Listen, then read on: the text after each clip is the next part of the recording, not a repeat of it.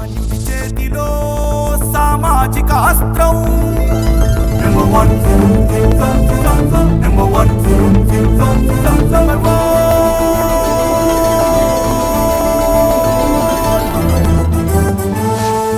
Number one.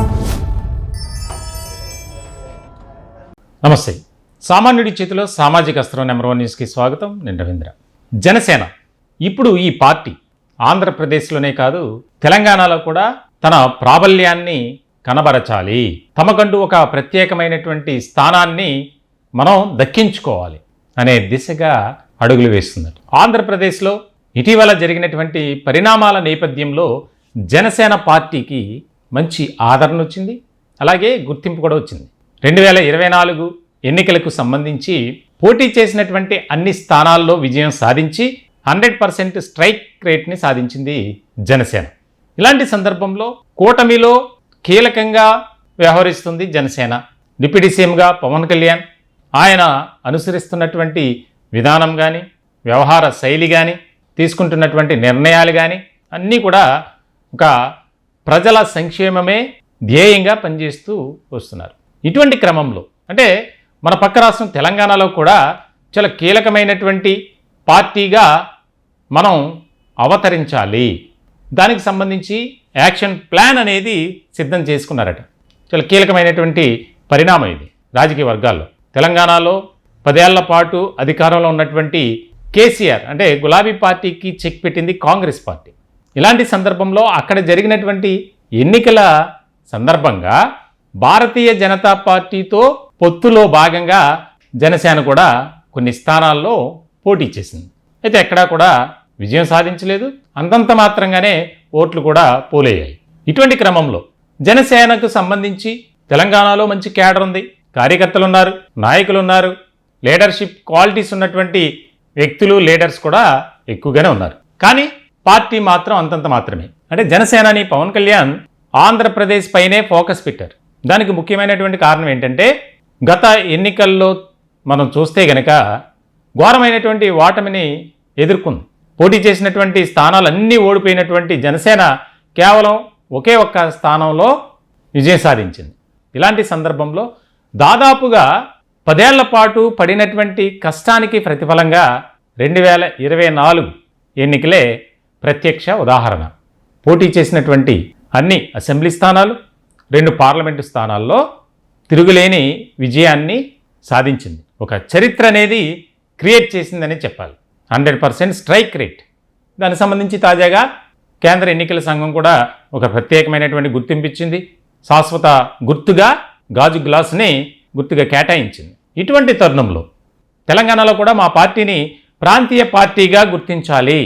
ఎందుకనంటే మేము ఎప్పటి నుంచో ఇక్కడ యాక్టివిటీస్ చేస్తున్నాం, అలాగే ఆయా ఎన్నికల్లో కూడా మేము పోటీ చేశాం, మాకు కూడా క్యాడర్ ఉంది అని చెప్పి జనసేన తెలంగాణ విభాగం నుంచి ఒక రకమైనటువంటి ప్రతిపాదన, రిక్వెస్ట్ అనేది కేంద్ర ఎన్నికల సంఘానికి వారు పంపించడం జరిగింది. దానికి సంబంధించి ఇప్పుడు కీలకమైనటువంటి పరిణామం ఏంటంటే కేంద్ర ఎన్నికల సంఘం నుంచి రాష్ట్ర ఎన్నికల సంఘానికి ఒక లేఖ వచ్చింది.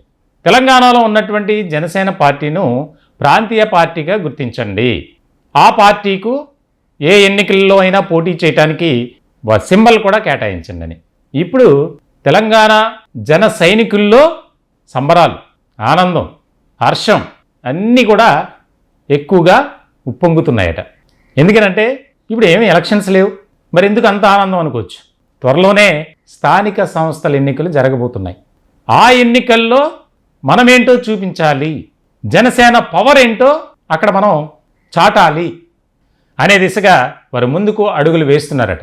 ఇప్పటికే పవన్ కళ్యాణ్ తెలంగాణలో ఏ రకమైనటువంటి మనం మైండ్ సెట్తో ముందుకు వెళ్ళాలి, స్థానిక సంస్థల ఎన్నికల్లో మనం తిరుగులేని విజయాన్ని సాధించాలి అంటే ఇక్కడ ఎన్డీఏతో పొత్తులో లేకుండా వాస్తవానికి భారతీయ జనతా పార్టీ నాయకులు స్థానిక సంస్థల ఎన్నికలకు సంబంధించి మేము ఒంటరిగా బరిలో ఉంటాం అని ఇప్పటికే ఒక ప్రకటన చేశారు. ఇటువంటి సందర్భంలో స్థానిక సంస్థల ఎన్నికలు కాబట్టి అంత ప్రాధాన్యత ఉండదు సాధారణంగా అయితే. కానీ గ్రామాల్లో కానీ పల్లెల్లో మనం చూస్తున్నాం ఆ యొక్క స్థానిక సంస్థల ఎన్నికలంటే ఎమ్మెల్యే ఎంపీ ఎన్నికలను తలపించే విధంగా ఉంటాయి. అంతకు మించి అన్నట్లు చెప్పాలి. ఇటువంటి నేపథ్యంలో తెలంగాణలో జనసేనకు ఒక మంచి పేరు ప్రఖ్యాతలు తీసుకురావాలి. దానికి సంబంధించి కొంతమందికి కీలకమైనటువంటి బాధ్యతలు కూడా అప్పగించారంట పవన్ కళ్యాణ్.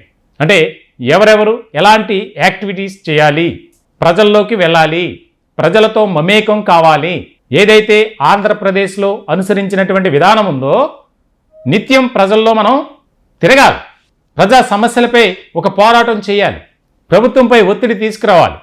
కాంగ్రెస్ ఏదైతే ఎన్నికలకు ముందు ఇచ్చినటువంటి హామీలు ఉన్నాయో, వాగ్దానాలు చేశారో, మేనిఫెస్టోలో అంశాలని అన్నిటిపై మనం స్టడీ చేసి ప్రజలకు ప్రభుత్వానికి మధ్య ఒక వారధిగా ఒక సారథిగా మనం పనిచేయాలి. దానికి సంబంధించి ఎలా వెళ్ళాలి అని కొంతమంది ముఖ్యమైనటువంటి నేతలతో జనసేనాని పవన్ కళ్యాణ్ ఒక సమావేశాన్ని కూడా నిర్వహించినట్లు మనకు తెలుస్తుంది. పార్టీ వర్గాల ద్వారా చాలా కీలకమైనటువంటి అంశంగా ఇది ఒక చర్చ జరుగుతుంది.